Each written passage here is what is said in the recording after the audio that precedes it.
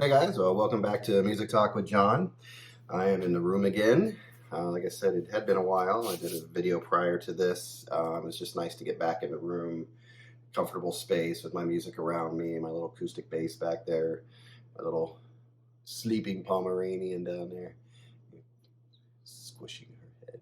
Anyway, so these are some recent grabs that I made. One was kind of a just go for it and didn't turn out great, so I'm going to share that with you. And some of you, guess he falls in jazz. I'm not sure where this guy falls, but I'll bring him up and show you this record.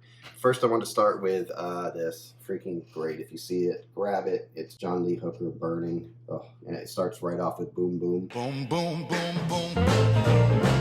Gonna shoot you right down. I think this was his first release. 60th anniversary edition. The highly influential 1962 album featuring Hooker's iconic signature hit, Boom Boom.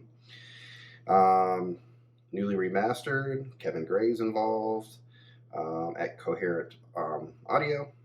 And this is pressed on 180-gram vinyl and housed in a tip-on jacket, replicating the original VJ Recordings package. I really don't understand what a tip-on jacket is. If it's the texture, way it's made, I'm not sure. It's the first time I've ever heard that phrase, tip on, like a tip-on jacket. So if you guys know, put it in the comments. But it's a craft, sounds amazing, just really good. I just love this album. It's a good one. It's probably like my 6th or 7th John Lee Hooker album, and I think this is probably my favorite. So yeah, I recommend that one if you see it around. Then I picked up a John Prine. If you're watching my live stuff, I did show this one, but I wanted to put it in the video. This is maybe his 3rd album, 5th album. He's the Mark Twain of American songwriting. It's happening to water and you think you're gonna drown.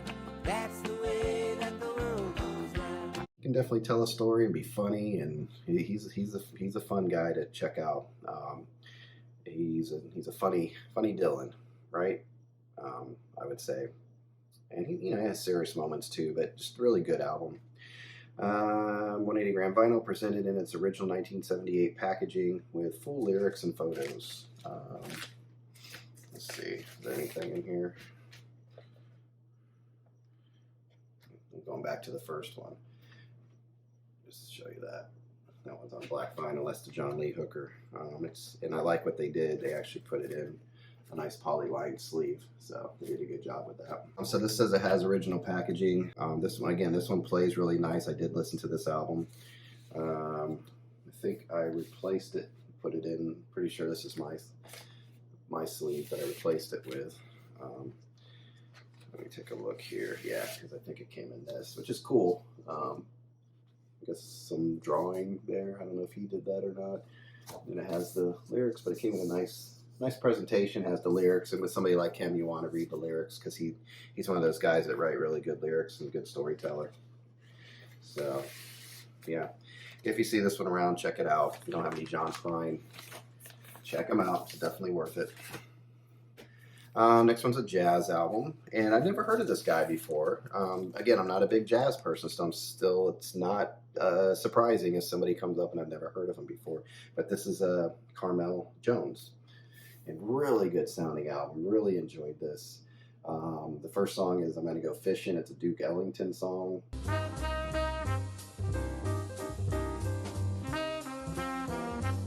Come Rain or Come Shine, Night Tide, Sad March, Stelisa, and Full Moon and Empty Arms. But just a good sounding album. As always, the cool jazz look. Love these. It's always artwork, the way they do these albums. And I liked it too, the label there is kind of cool, Pacific Jazz. And let's see, nice thick jacket too. It's really thick. And this tells you about this is a Tone Poet. It's Blue Note Tone Poet series, so that's what this is. And it gives you some information on it there.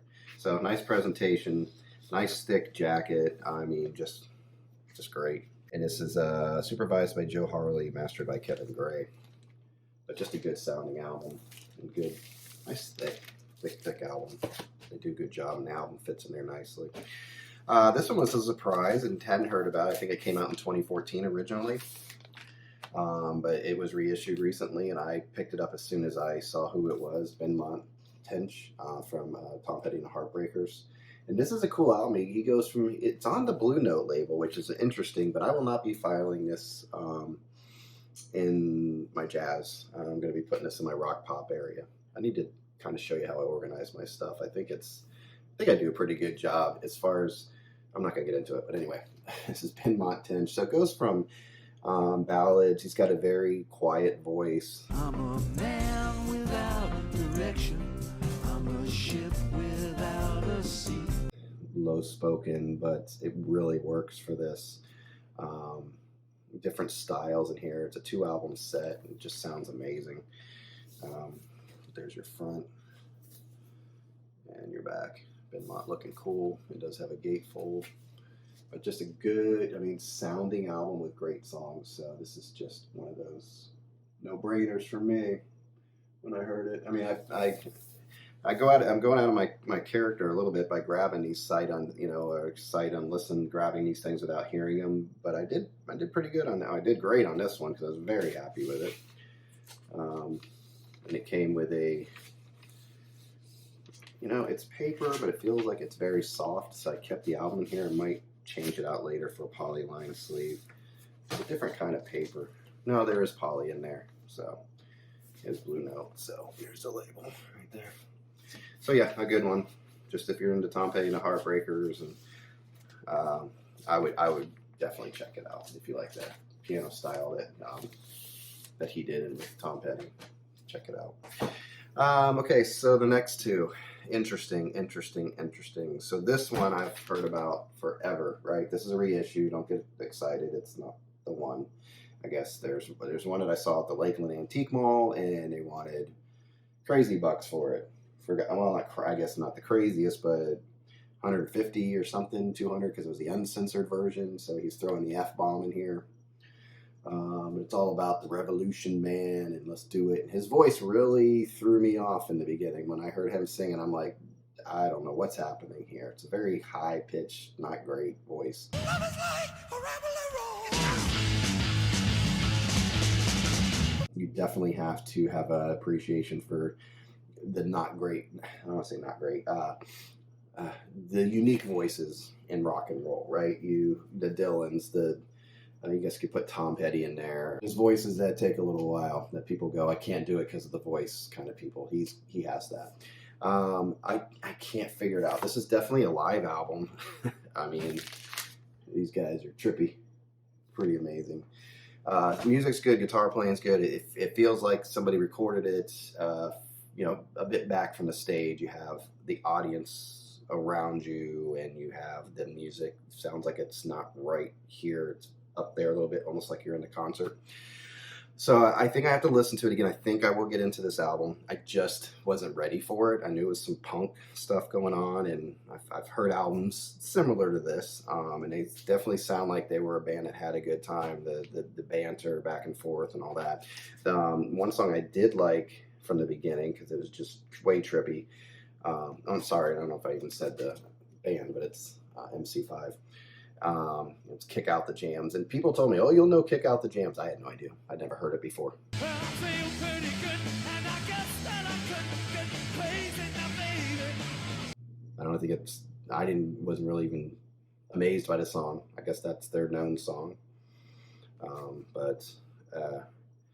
Anyway, Starship, the last song on side 2, was cool. Very trippy, spacey song. There's some psychedelic in there, I believe, but good guitar work, all that. So it's on Elektra Records. This says the legendary debut from Detroit's finest, cut from the original analog 180 gram, recorded live at the Grand Ballroom, featuring the instant classics Ramblin' Rose, Rocket Reducer number 62, Rama Lama Fa Fa Fa, and Kick Out the Jams. It's just guys out there just going for it and saying, what did they say in there?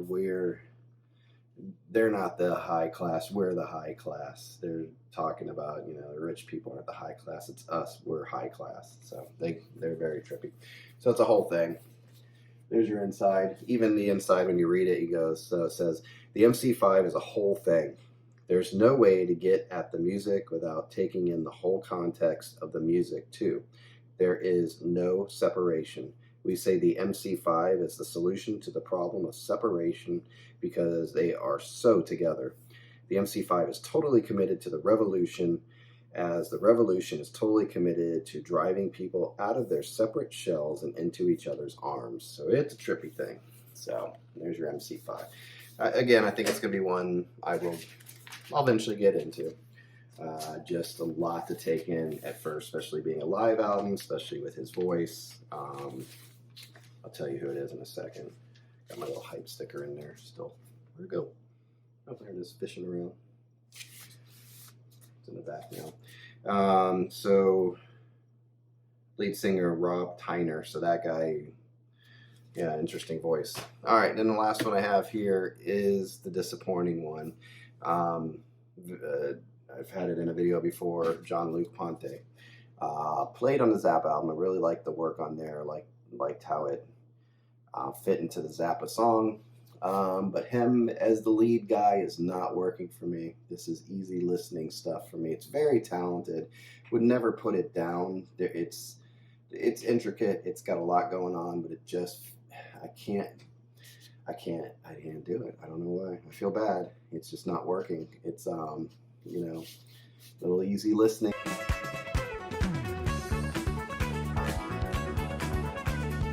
Don't want to, you know, sorry, you Jean-Luc Ponty fans. It's just not working for me, so I won't be keeping this. Luckily, it was only like $3 or whatever, and I saw it. I was like, "Ooh, let me go for it." But I could tell one song in it wasn't, excuse me, wasn't gonna work. You know, I went for it. It was a cheap album, and heard of him on the